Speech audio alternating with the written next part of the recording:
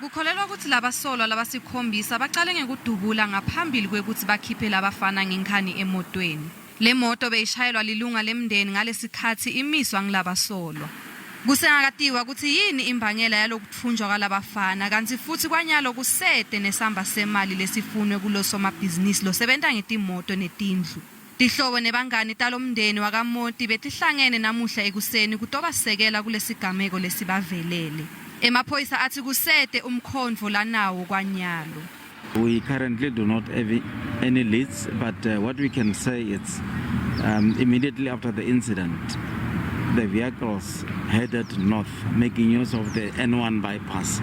And apparently at the intersection of the N1 and R71, one of the vehicles turned left into the city, the one that went on to drop the cell phones at the Flora Park.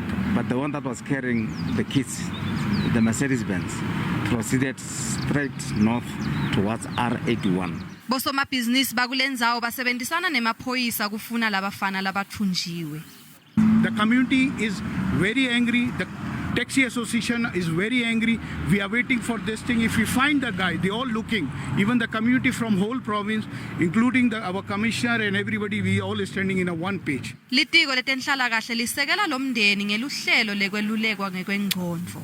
We understand very well that as the Department of Social Development, the family and other affected parties need the kind of support that we have, hence we are prioritizing them. Lomndeni wakamoti ucele kunikwa sikhathi sekubukana nalenkinga loyehlele.